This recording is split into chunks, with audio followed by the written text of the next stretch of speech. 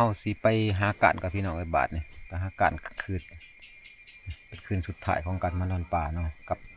ให้พันเจ้าทิมเพิ่นพาไปเพิ่นสิพาไปเลาะกลางคืนนั่นล่ะสิเอาน้องมาไปนำ3 โตไปลุ้นกันพี่น้องเลยออกเวียกก่อนเอาเคลื่อนก่อนเจ้าทินเพิ่นพาไปอีกแล้วไปหาแต่ตาบ่ไอ้ตาไปแต่ตาก่อนเดี๋ยวนอนมาน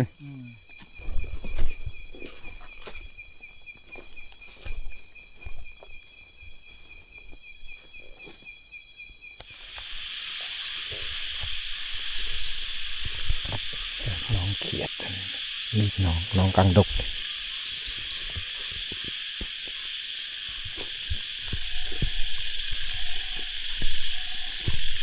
น้องเพิ่นไปหากินคือกันโอ้มันเนาะ ยังลุงพุ่งผัวเลยยังลูกยางเนาะมองสุคนสุหากินมาพบกันอยู่กลางดงเอาไปถึงทันถึงทางโดนเนาะลงไปลุดลุบต้นลุบได้มีลุบด้วยนะฮะทางรถเลยเกี่ยวมาพี่ดูไปก็เกือบโอ้มีถือแต่เกือบแตะนะสุเจ้าบุญญาณเนาะคอยเกือบบุดเลยคอยเลยเว้นนักวะนักกายาดนี่แหละหักคือบ่สู้เห็นแทนนี่เนาะอยากจะไปถามหามันซะเนี่ยมันบ่ดีเนาะผ่านเจ้าถิ่นเพิ่นพวกเพิ่นเสียงกลับมาพวก4 คนเขาเจ้ามานเห็นอบ2 โตพี่น้องเลยเขาเจ้ามานแล้วเขาเจ้าเฮาแล้วยังบ่มานบัด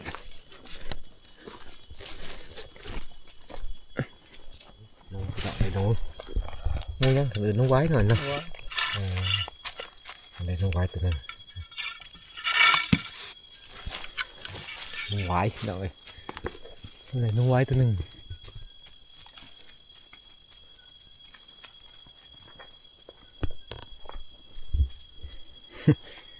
เด็กน้องไว้ตัวนึงจนเมื่อยนะคันพึ่งพาหลัดป่าหลัดดงเลยนะพี่น้องวันนี้คนทางเลยบุไปเลยบุอย่างเดียว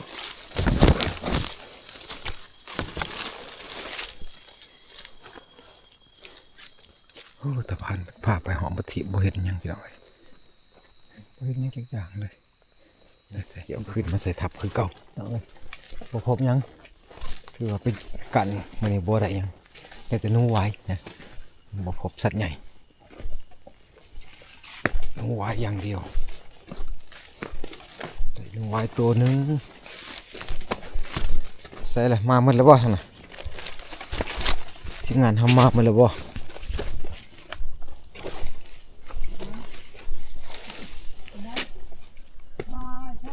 ฮะมันตัวนึงโอ้ฮะมันได้นูไว้ตัวนึงได้ละพ่นนี่แหละมันอยู่ว่าล่ะคือว่าไปแต่เสาคำกึกฮะได้ยังล่ะได้ยังฮะก็ห่อจักแต้มเก้าแต้มก็โอเคเนาะไปหอดไซส์เลยขึ้นว่าลงถีบลงไปจังจ่ายเนาะจ่ายผู้ปันเอาไว้ใส่ไปน้ำเป็นยังเข้าไปเขากับมีกาทางคือกันเหมือนจะลอยวัตถุพูดแล้วลงลุมพูดแล้วเลาะตามจ่ายหันพาไปลำป่ามดอนไปเลยมุนป่ามุนดงไปเลยอะไรยังได้นูอะไรอยู่ได้นูไว้ตัวนึงไว้ตัวเดียวไม่ได้โอ้ยคนเยื่องเราไปพบเขาอีกนะหันไปพบคนเยื่องอีกนะหัน4 คนเขามันจะเส้นลุมพี่เส้นบกบเขายังเห็นขายแล้วเนาะถือว่าตาผ่านผลไปแต่เสาเพิ่นก็ได้เก่าแต้มถือว่ามื้ออื่นเราได้กลับบ้านมื้ออื่นกลับแล้วแบตก็หมดอีหยังก็หมดเฮาก็ดีกลับขึ้นไว้ลงถีบแล้วแหละขึ้นว่าแต่งกันไปนำคนในดงอยู่นำกันได้ ฆ่ากันแล้ว อยู่ไหน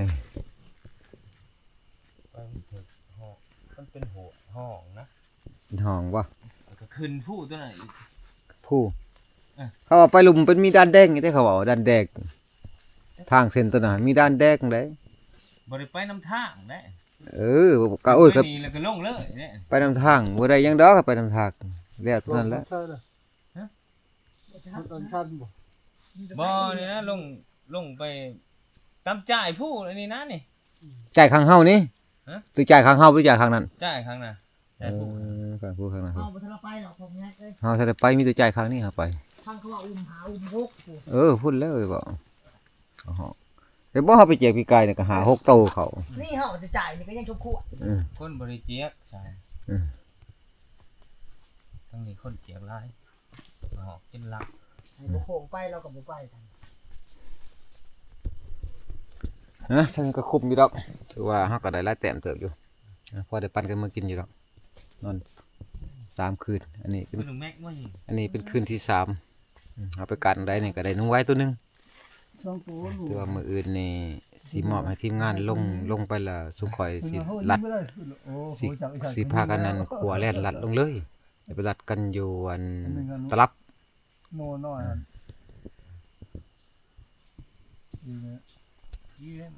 ทางคือคนละผู้บ่ โอ้มันเป็นจอมไผจอมมันเลยมันเป็นแลไผแลมัน จอมมันวันนี้เฮามาเฮาลงพี่เนาะบัดนี้เฮาลงแต่พี่ โอ้จอมนั่นชุจอม เขาลงตัวนั้นฮะตัวเฮาขามมันบ่แม่นห่วยเฮาขามได้ บ่ เป็นแหล บ่แม่น เป็นแหลหนึงอีก บัดนี้เฮามาจังซี่เลยบัดก็มันสิหึง เออ ไปยาวของผู้มันโค้งไว้สิเนาะโค้งไปสิก็ชัดไปสิอีก ก็มาตามแลตัวนี้มาเลยบัดนี้แลผู้หน่วยนะฮะ อืม เร่งมาว่าสิให้มันถือทางเส้นนี้นี่ บ่ถูก บ่ถือมันถือทางเส้นนี้ปาถึงมาทอดที่ได้จังได๋วะนี่ จือบ่บัดนี้ฮะ จื้อแล้ว น่ะใครได้หยังจือ กับคืนทางเก่า บ่มันเป็นทางเก่าได้ ทางคือไปมื้อก่อน ทางคนไปมือก่อนหัน เออ มาเห็นทางเช่นนั้น จังจื้อ คันจะเฮาไปจะเฮาลงแหละบ่ให้ไปนำคนอื่นไปนำในจุดโลดเพราะว่าค่อยคันลงแล้วค่อยบ่ให้ไป อืม เนาะ แบบเดียวกับเฮาไปกับเจ้าแหละ อืม คันลงค่ำแล้วบ่ได้ไปแหละนอนอยู่ในหั่นแหละคันไปเอิ้น ของ นั่น ผู้อันแนมเบิ่งอันมันเป็นผู้หน่วยเดียวอยู่แนมเบิ่ง บ่จะลงรูปลงหยังต่างได้ มันไปแล้วเนาะมันขึ้นลงขึ้นลงขึ้นลง อืม กินแล้วไปเดียวเข้ามาสัตว์ อุ้ม ขึ้น มันมาแล้วไอ้อุ้มมันขึ้น สัต มา ว์ขึ้นจอมมันว่าสิแนมมันนั่นแนมห้ามพูดหน่ ตัว วย เองเว้ย บ่เห็นจักเถื่อจอมอะ เมื่อยแห้งว่าทิมมาเร็วไปแล้วจะมาเอาด้วยมาแล้วว่าใกล้จะเหาะแล้ว สัตว์ลงอีกเว้ยสัตว์ขึ้นอีกเอ้าอ่ะลุงว่าใบนี้ชื่อนี้แหละตามไปเลยว่ะ คิดว่าลงแล้วบ่หรือว่าได้ บ่ว่าท่านว่าลง ว่าท่านได้ว่าลงยังบ่ยอมอยู่ แต่มันคำมันยันแต่มันคำ เดี๋ยวมันค้ำ อย่า มั มัน น คำ คำอย่า มัน ไป คือ เห็น นอน ทาง มันได้กันคำมันยันมาบ่ได้ คันมันคำอย่าไปเห็นทาง อืม มีแต่บอกว่า ลงบ่ได้ลงห้องจืออยู่กับเฮาอยู่ บ่เฮาไปคอยไปนี่แหละว่ามันเมื่อยดิถ้ามันคำคันเฮาออกบ่ทันก็นอนแถวนั้นแหละบ่นอนบ่ได้บ่พยางก็ถือไป หาทำแล้วเนาะ พยางก็ถือซอพื้น มัน ทางไฟ มันเป็นผู้จังซี่นะนี่แนวนี้นะนี่ เป็นแลนะ มันเป็น เป็นแล ผู้ จอมให้จอมมันแหละ ลงไปแต่พี่แบบว่าซักเกี่ยว วิวมันดี สิ ขนาดแล้ววิวมันนอนแถวน่ะ เกี่ยวมันเป็นยาวมาเลยเป็นยาวเราไปตามแลฮะ สุเดี๋ยวบ่เห็นบ่อนลักอันนั้นเขาอันนั้นน่ะปันลมไงเขา บ่เห็นเนาะ บ่เห็นมันปังของใหม่เนาะ บ่เห็น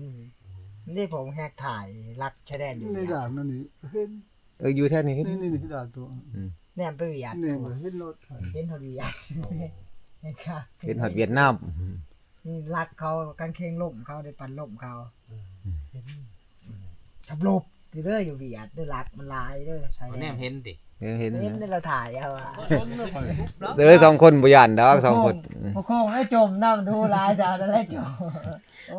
ว่าอุกขี้ได้นำเอาหมู่นะเว้ย มีแต่ว่า นำก็นำคนมานำกันบ่ได้รู้จักมีแต่พ่อบ้านผู้เดียวคนเจ้าถิ่นนี่เก่าเลย คันมันเฮาไปแหละคันบ่มานอนแจ้ง บอกคันจะไปหาแหละไปหาแถวบนไปนั่นแหละบ่ไปหั่นบ่ไปไกลเด็ดขาด ไปเดี๋ยวเฮาคิดว่าหมู่ขึ้นน้ำทางนี่ดอกบ่แม่นน่ะขึ้นอยู่ขึ้นน้ำทางแต่ไปแวะ เอา แห แห ละ ละ ล ล ง ง แวะลงอีก เอามันไปใกล้แห่งใกล้ไปใกล้ไปนะ บ่แล้วบ่ได้ไปเลย ใกล้ เฮาคำนวณได้ว่าเฮาย่างใกล้ซำใดเด้ อืม เฮาคำนวณเอา หมู่ห้องตรง เพิ่น นี้ นี่เพิ่นนี่ไปก็มีไปรอดเครือเขาลง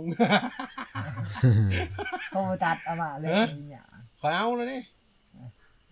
ขอยเอาแต่ขนมัน เอาแต่ขนน่ะนะเอิ้นขนคูนมันเลย เป็นคือมอยเหรอ คือเขาหลง เสือยังเลยหลอดไปเลยตัวเอง มีมอยมียังโคงไอ้เข่ง คือลงมันว่าคือลงมันบ่ เขาหักเขาลง วัดไป คันบ่เอาอะลงเลยนะ ลงเลยอันนี้ โอ้งั้นดีกว่า ลงเลย อันเครือเขาหลงหั่นใด เออ โอ้ อยู่บอกว่าอยู่มันอยู่ในขางในป่าในขางเรือนข่อยโนสวัสดิ์นี่ อืม มันจะเป็น ไปเขาไปลงน่ะป้าครับอันน่ะป้ากับเมียเจ้า ได้คือเขาลง เขาไปพุกไปออกอยู่วัดพุกออกอยู่วัดแล้ว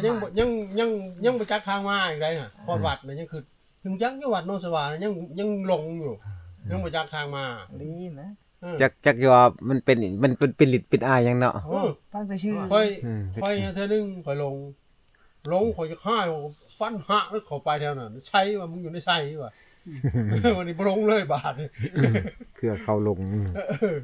เสือม้าลงม้าก็ยังลง มาก็ลงกัน คันไปก็หามมัน โอ้ เจ้าขามได้จังลงในรอดยังบ่ลง มันจะเป็นเครือเปย์ เจ้าขามไปจบ ประมาณ32 นิ้วครึ่ง อืม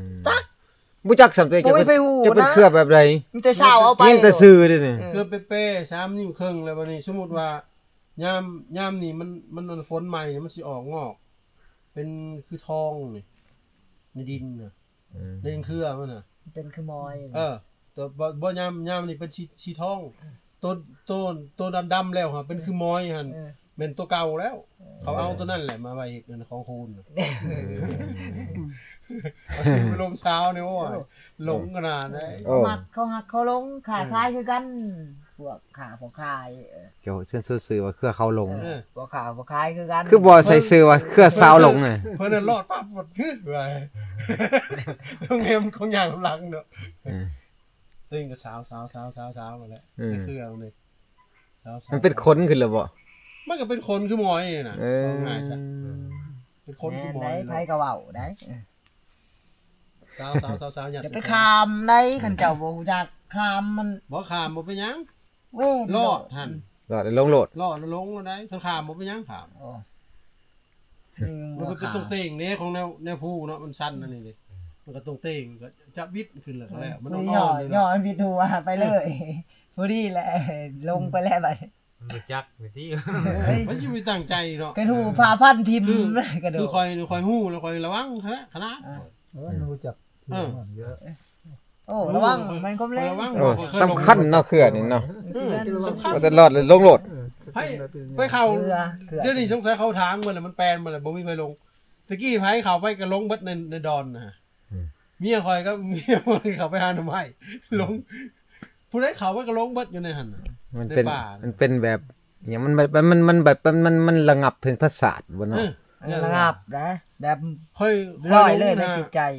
อืม ค่อยลงเขา อุธรรมดาได้ มัน คือ เป็นฤทธิ์เนาะ โค่นี่ อย่าคือพวกน้ำเกียงเอามันกินคนว่ะกล้าอยู่ซื้อมันก็ยังกินโอ้โหแต่ถาดเนาะ เกี่ยวไปหัวโพนวนมาคือเก่า มันหล่นดอกมันหล่น แบบเดียวเขาลงอยู่นั่นแหละบ่ฮู้เลยว่าเขาไปใช้เกี่ยวไปงูมาฮอนหมองเก่า เออ เกี่ยวไปงูมาฮอนหมองเก่า อืม นะฮะเขาลงในวันนั้นนะมุ่งมูอยู่ผู้น้ำเต้าบ่ผู้อยาก พูนพานังงาม ากวดน้ำทิมเน้นทางกลับมายังคือกวดยามคือเก็อ้าวกวดน้ำไผมาทิมมันนี่วะแท้กวดน้ำตัวเอง เอามีดฟันปอกๆเน็บใหม่ไว้มาก็ยังเห็นคือเก่ามันเป็น3รอบบ่เขาลง เออก็เอาโค้งไปคักแน่ยังกบมายังลงยังมาฮอดบนเก่าอยู่อะไรไปแล้วคือมาโง่มาคือเก่าว่ะ ไปหลอดนั่นแหละไปหลอด อืม คือจะว่าแม่น ก็ว่าตั้งใจไปหน้าอยู่มันยังกลับมาบนเก่า มันเป็นหยังคือเป็นอย่างนี้ ถีบอยู่ตรง อืม อยู่ตรงอันนั้นเด้ดันถาดกับหมอล อืม ำติ้งบัดจื้อแล้วนะบัดจื้อแล้วพาเธอมาหอดบอนหมอลำ อืม มามานอนในบอนเฮ้ยเติบเฮ้ยเด้อ เฮาบ่ได้ชื่อได้เดียวนี่เต้ได้นำเต้ตัวเองเลย จักทางสิไปต่อ จักทางสิไปต่อ สิเมื่อก็ไม่เมื่อบ่ได้เพราะว่า จักทางไหนเถอะดิทาง อันนี้ได้เด้อ โย่ว่าบ่นี่ทางเมื่อแล้วบ่นอนเฮาได้นี่บ่นอนอยู่เถอะจักทางใดทางเมื่อ อยาก บ่อยากบ่อยากทางใต้ทางเหนือบ่ สิเป็นบ้าเลยนะสิเป็นบ้าเด้อ เธอมานอนคือ เลิก ยาบ่คือกอกช่องกอกคนนั้นเธอจะได้เว้ายังบ่จื้อ เอาไปยังยอมเสียเปรียบมันมัน เออ อันตันใจแห้งหนูใครมาเลยบ่ถามหมู่ซุแล้ว มันมืดมันแหละสมองจ้ะธรรมดาลีได้ ลง ลงแท้เชื่อจนหลายคนใครจะได้ก็ว่ามินว่าชะมูเว้าขามมาทางแดงไปเขตบ้านบาด ห่วยห่วยเกือบตัวเอง ลงแต่ดงบันลงมาดงบันต้องกันความเป็นดงบันบาก ขามทางแดง มันเกินเด้อเอ้ย อันนั้นแล้วอย่างว่ามันขามคือนั่นแหละเขาบ่ได้พ่อคนแล้วไปเลือก ทางแดงคักแน่มันบ่ควรลงอะ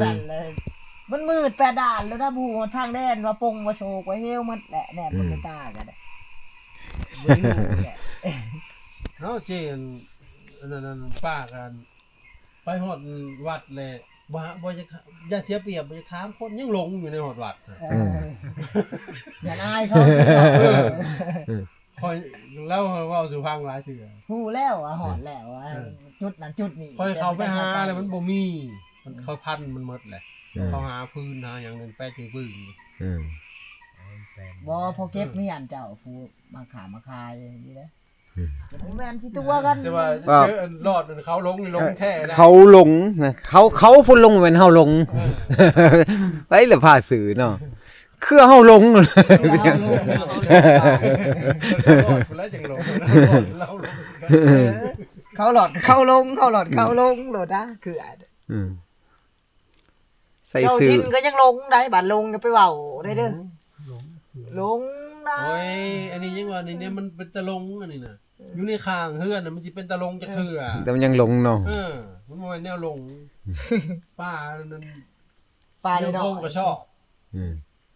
จักเม็ดหนึงนะ โอ้ยได้บ่เฮกตาร์นึง ประมาณนั่นแหละ ยังสัตว์หอดพุ่นหอดผีเนาะ กระ แบ แบบ บลงฮอดวัดผมยังลงอยู่ กระแบบคอยไปยังงูชิงอยู่ของพ่อพระ แบบมันดับเส้นประสาทนะมันระงับเส้นประสาทเฮาบ่ให้คิด ไปเห็นนี่โอ้ยจะมันจะคือเคยมา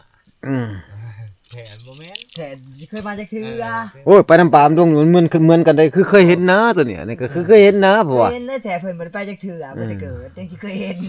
มันเป็นอันเดียวกันหมดงง ห้องนะหันอีกก็โอ้ย บ่ได้กล้าไปตัวเองผู้เดียวย่อมย่านทงถีบ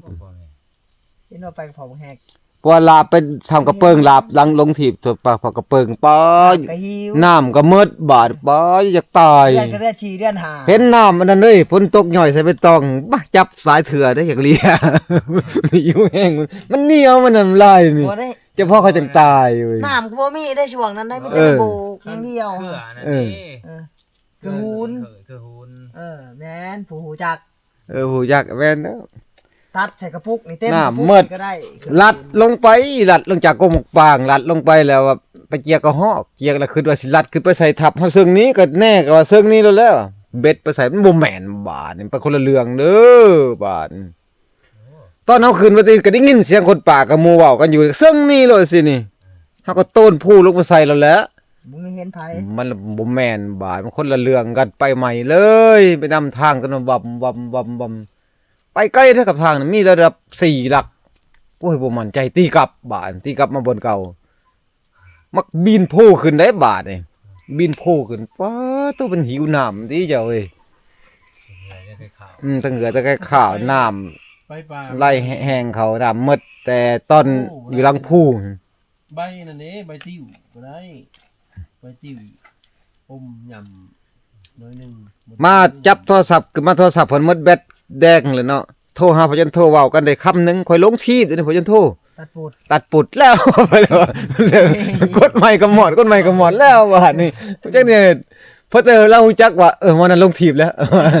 ว่าเรากำลังสิถามว่าสิหยุดใดหั่นนะมันลงทีบ ก็อันนั้นมือเอาไปยังก็อยู่นั่นเด้นอนในถ้ำนั่นเด้ไปกับเขาเหี่ยงบ่ไปจะไผวะ พระเจ้าล่มกันอยู่เทิงนี่ค่อยบ่หาอยู่ลุ่มเลาะไปเลาะหาทางขึ้นบ่เห็น ยินดีเสียง นี่ได้เสียงเอ้ยลงทางขึ้นมันสูงๆดอกบนนะเฮาขึ้นนะ หกอีก เป็นทางหินเนาะมันเป็นผานี่เฮาย่างขึ้น แม่นว่าไปบนผายังก็ภู ฮะมีถือว่าเฮาพักผ่อนบัดนี้เมื่อยไปกันก็บ่เห็นตาอีหยังมีแต่ไดโนไว้ตัวเดียวกลับมาจะพักผ่อนเนาะบ่บัดเนาะนอนแล้วบาดนี่ผ่อนเมื่อยนี่แต่ย่างกับย่างเว้ยบ่ไหวทั้งมวลเด้ตื่นมาตอนเช้าฝนตกว่าสิเมื่อมื้อนี้พี่น้องเอ้ยมันสิเมื่อได้บ่ล่ะบาด คนนำรถเท่าเลย นะ เท่าไหร่ได้แล้วมือคนกันเลย มึงรู้เนี่ยฝนบาดนี่ได้บาดนี่ นี่เป็น ทีมงานทางกูหมดแล้วมาปกขึ้นอีก อยู่ ก็ ที่บัวดีเอาแล้วนะว่าจะพานะ เออ ที่เขาไหวบนเราจะไหวจะไหวแล้วน้ำมันมาหูดอกอ่ะ เขาจะได้สุกเนาะ เขาบูดอกตัวเขามันอยู่ในบุก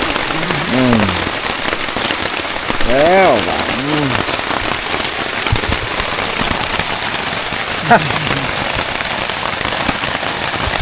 โอ้ย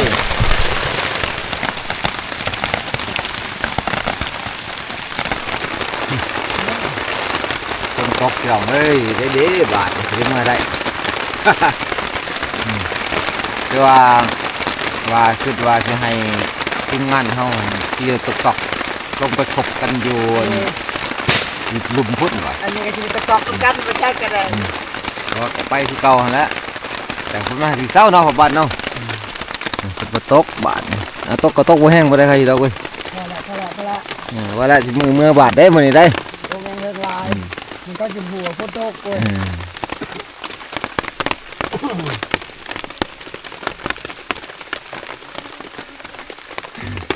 เป็นไดทีมงานเฮาเป็นไดล่ะฝนตกห่ำแต่เช้าเป็นว่าให้พวกสมจุ่มเย็นตอนมื้อ เมื่อวันกะ เมื่อวันกา ด่านเตาเด้อ 02อ่ะ02จำไว้โลเด้อแล้ว ด่านเตา 0102 มันเป็นด้านเงินด้านเตาสิ นั่นเต้า ยิ่งบ่ฮอดด่านเตาเนาะ กินกระเพาะกาแฟบ่นี่เพื่อพ้นห่วยนิดนึงนี่ เฮาเฮ็ดให้เฮาก็ย่างแข็งพ้นอยู่แล้วใส่ศูนย์ต้มน้ำบ่ต้มน้ำหลายคืนหมดบ่ตัวหมด พวกนี่เด้ ต้มจะใช้คือ พวกนี่เด้ หวานข้าวหวานนี่ พวกก็มี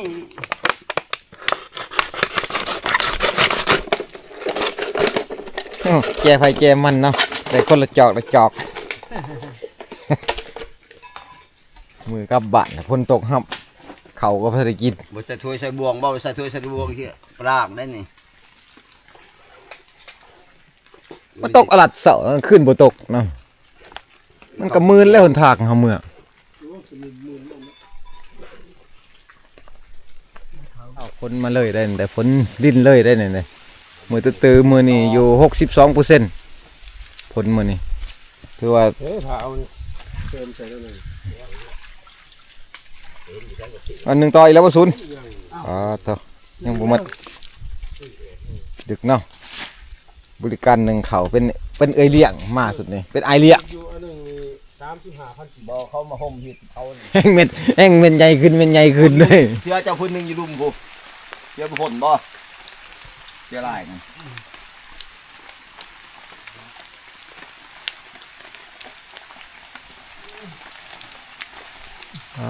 ตึงผ่าจะมาหมื่นว่าถั่วหม่องเท่าเว้ยนี่เว้ยมันนี่ตายนั่นตกเด้ออย่าตกเด้อเมื่อได้มันนี่ได้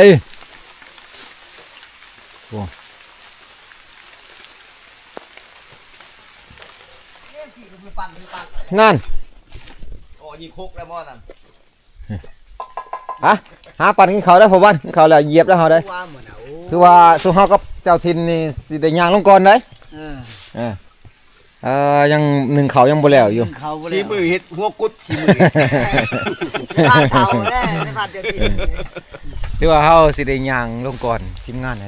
เอารถตอกๆมันหลังพี่น้องเพราะว่าเฮาอยู่ในหลังพูก่อนพุ่นละสลัดกันอยู่ยังตะลับเนาะ อยู่ห้วยสลับ เวทสลับ ตลับ เวทสลับเขาเอิ้นพันเห็นบทว่าหวยสลับเปลี่ยนชื่อให้เลยๆเด้อศูนย์ย่างก่อนเด้อ ถูกมัน เอ้า เอาจุกเอาเขา ดุยแข่งคนแล้วพี่น้องเลยมึงดูตกแบบบ่ถอยเลยครับบ่แห้งมืดมากถึงขวาเลยจะสิเหาะจะได้สมเฮามันเดินทางอย่างลัดแค่นี้มีแต่ห้องหีบเป็นหีบมันก็จะเสีย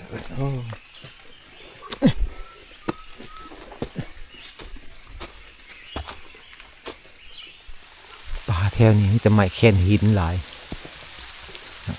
ของพินเขาเอิ่นไม้ละแอนได้ลำหลายยังหลายอยู่แล้วปากมันแค่นหินแต่ท้องพินเขาเขตนี่เขาเอิ่นไม้ละแอน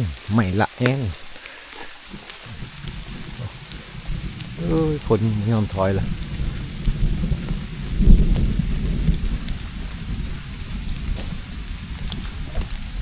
ผ่านเจ้าถิ่นเพิ่นพาเลาะป่ามาเลยนะ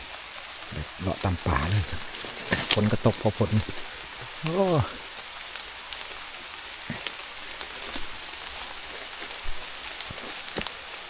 ก็จะทำจะเหวเลยลงหลุมได้บ้างลงผู้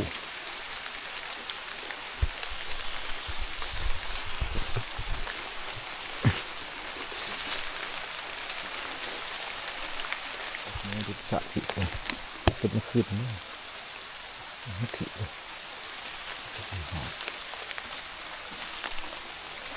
สะถิเลย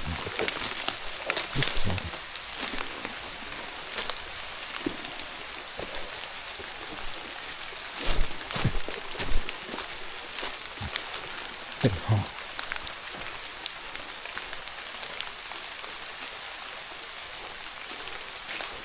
ก้อนใหม่มันหกแห้งเลยเป็นกลิ่นแบบพื้นมันเป็นผักแห้งก้อนใหม่เนี่ย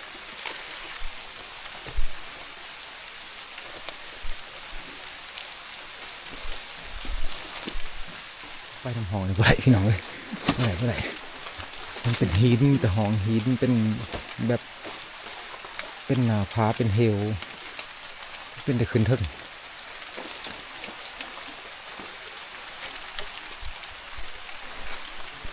หอมหินไปเลยเอาขึ้นลังผู้ก่อน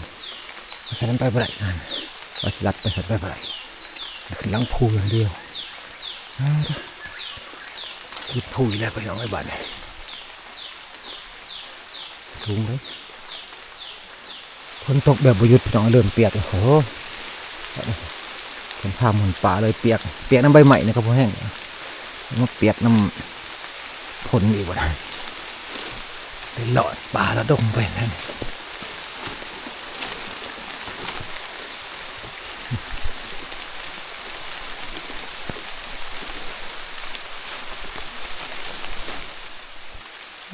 ตั้งไว้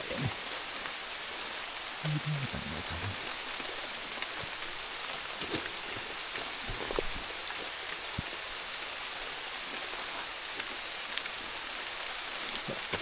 ตั้งไว้สิอยู่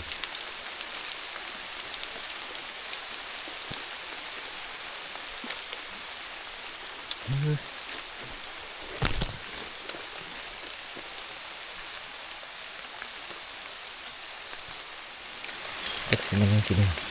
ว่าเขียวสักยอดเลยนะฝนตกเลยสิ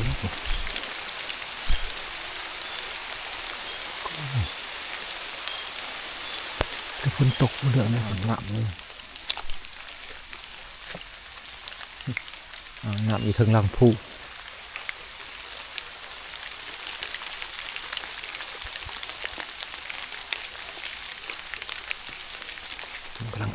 อนนี่นะพี่น้อง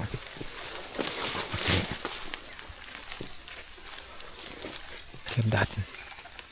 ขอลองดัด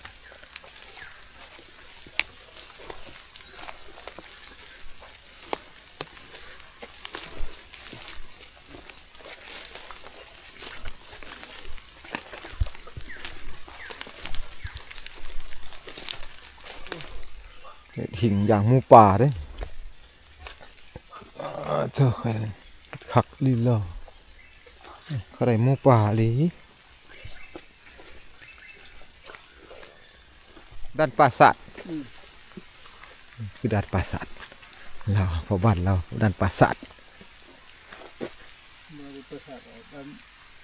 ก็เกย นั่นกอกเตย ต้องบอกเลย ไล่ เห็นอยู่เขาบอกแล้วจักดาดีอย่างบ่เห็นบอลหมู่บ่าวเห็น มีแต่ด่านแทนนะมีแต่ด่านกับด่านอยู่หลังผู้หักด่านลายโอ้น้องมาขวบอะไรมันเล่นบ่ลงเนาะมื้อนี้เนาะ บ่ลงเนาะ เล่นบ่ลงมื้อนี้มากระสอกอยู่แต่มันบ่เห็นอีหยัง คือมัน ฝนตกฝนบ่ได้ถอยเลย มั นี่ นแดดมันร้อง นี่ฝนตก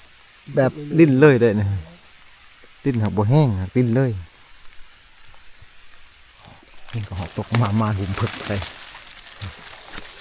นั่นเลยได้เลยมาเลยบ่ได้บ่แล้วมันหุ่มผึกแค่มาแล้วบาดนี้หุ่มผึกเดี๋ยวนะมาแล้วบาดฝนเศร้ามันนานมาแล้วนะครับฝนเศร้าเนาะฝนบ่เศร้าตีลำบากยังไกลบ่ปอนเฮานัดกันกับทีมงานนี่ เดี๋ยวจะวางความรัก สองหลักเนาะ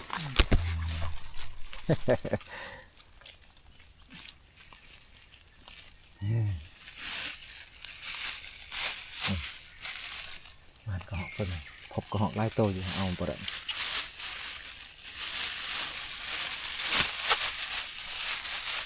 ฝนตกฝนกำลังเอือดเอาลงไปหาทีมงานนี่ประมาณ2 หลักเนาะ2 หลักปลายเนาะ รักบ้านรัก มาทางผีบ่ใกล้บ่ได้เนาะว่าแหละวะเนาะไปทางรถตอกไปหักลำบากขับรถไถขึ้นเนาะมันเป็นผู้เด้ วางนี่ชูไป สูงแล้วแต่สูงแห้งแล้ว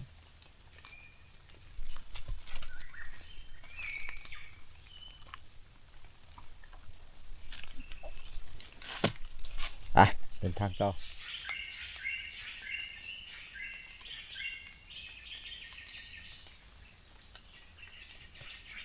จ่ายผู้แถวนี่มีแต่ปลาไม่ไหลอย่างเดียวสุดลงหอบพี่เนาะลุมพอผักลุมไม่มีแต่ปลาไม่ไหลถือว่าเขาเขตตัวนี้มีแต่ว่าเรื่องโซงไม่ไหล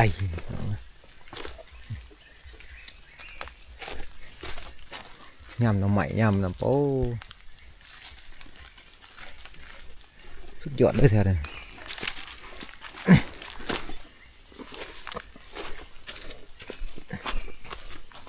จะปลาใหม่อันเดียวกันไม่ไหลมัดลงเลย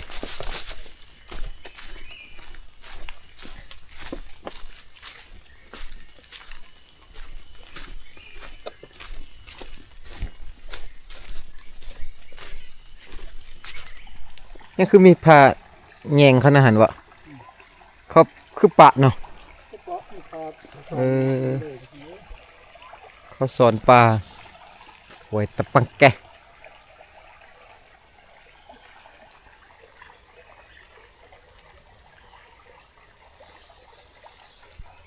หวยใหญ่เติบหวยเนาะน้ำใสคักอะไรหรอ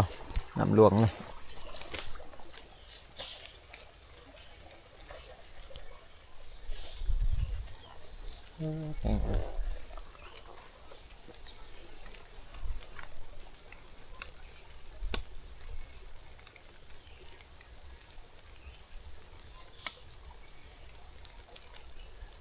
ใหญ่ที่หวย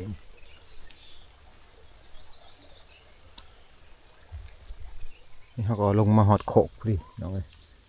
ถือว่าเขาลงมาจากลังพูมาหอดโขกว่ามันจะเป็นปลาไม่จิกไม่หั่งได้บ้านต่างกันอยู่ลังพู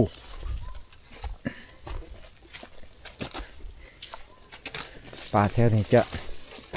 จะหกหลุมเป็นอันนั้นจะเป็นหลุมหกเทิงเกิดมา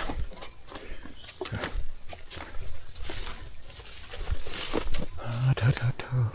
โอ้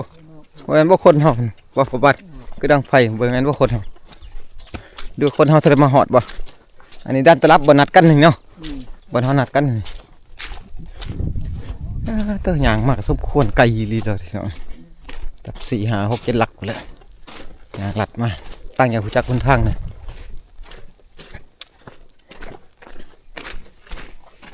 ไว้เนาะมาแต่เช้าเนาะ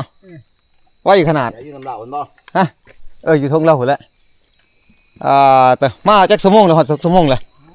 แล้วช่วยห้อง ฮอดแล้วว่า2 ชั่วโมง 2 ชั่วโมง3 ชั่วโมงแล้ว ไว้นี่สุดจ้าเนาะอันแล้วพอบ้านว่าได้ยินเสียงรถไถ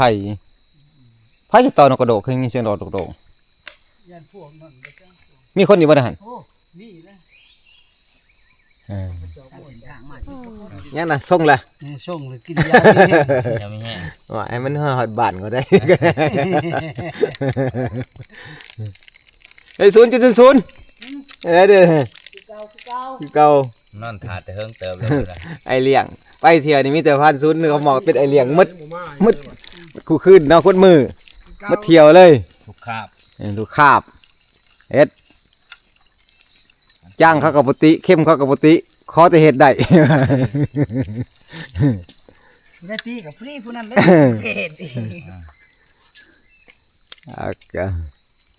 เอามีแต่เฮามาสิเฮ็ดกินข้าวนั่นนี่พี่น้องมาเฮ็ดกินข้าว กินแต่ของแนวนี้เนาะกินแต่แนวชม กินข้าวแล้วเฮาจังกลับบ้านเมื่อยแห้งโอ้คิดว่าสุข่อยย่างว่ามันข่อยย่างตรงๆมาถึงเจ้าบ่ทันสุข่อยดอก แม่น อันนี้เป็นซาน้ำเจียกระหอกนี่มีได้2 ชั่วโมงอยู่นี่ คอยกระยางตรงๆมานี่ กระหอกเข้า4โตบ่ได้จักโต ก่อน2คนนี่ยังบ่ทัน ว่าบ้านกระห้องอยู่เอาอยู่ว่าซั่นเอาบ่ได้หยุดเลยห้อง ป้าไปคอยไปเลยกระหอเที่ยวพ่อบ้านแล้วป้าเดียวนี่กับเอาที่ช่องคน หอดอันนี้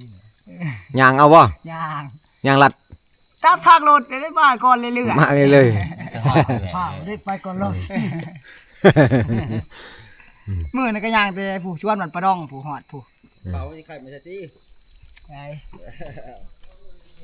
เฮ็ดได้กินอีก โอ้ยก็เมนูจักเทิงกับปลาเราเก็บได้เนาะ เฮ็ดได้กิน แกงแกง แกงเนาะแกงผักหวานแกงเอามาจากไว้เนาะ แกงเถื่อ แต่กระหอกวางลงมันเลยหน่อยก็นึงเลยแกงแหละจังเดินทางกลับบ้านอีกฝนตกเอาแถเอาว่า เห็นบ่ชุดจำประจักษ์อันนั้นจันบาน ชุดของแก่ชุดวันเกิด มาออกจากทับมาแห้งขึ้นอันฝนก็ได้เฮ้ยสิได้อีหยังกันเนี่ยนี่มากันหนาวงอดๆแงด จันบานเพิ่นเฮ็ดกิน แกงหรือต้ม ต้มแกง แกงเนาะ แกงเผ็ดแกงเผ็ดน้ำ เกลือกับเป็นนวดแปลกเขาใช้แล้วมาให้แต่นี่ จะกับน้ำในแล้วจังแซ่บจังมีแห้ง 7 คนเฮาวิเข้าแล้วจังสิกลับบ้านให้น้องย่างมาแต่ลังผูเมื่อยลอยเมื่อทำต้นโตมย่างกับพันเจ้าถิ่นเพิ่นย่างลัดรถไถเขาเจ้ารถตอกมาทางโค้งเด้เขาเจ้าคอยลัดทางซื่อแต่ซื่อเพิ่นยาก แต่เราแซ่บน้อยได้นี่ ใส่หน่อยใส่หลายใส่หลาย เอาแบบใด ใส่หลายอันนี้ก็จนหัวหลั่นเลย เอาแบบใดเอาแบบสลายบ่ เดี๋ยวแต่พวกเฮาติบ่เป็นได้พวกเฮาบ่ได้เฮ็ดเนาะ ประแดกสลายแล้วบ่ประแดกนั่นสลายสิบ่ใส่เกลือเท่าใดซั่นกินประแดกแห้งแล้วเบิ่ง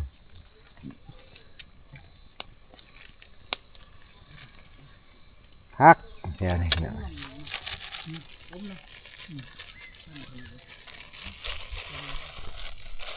โอ้มะม่วงก็ใส่อีกเนาะบ่มีสมเอามะม่วงใส่เอา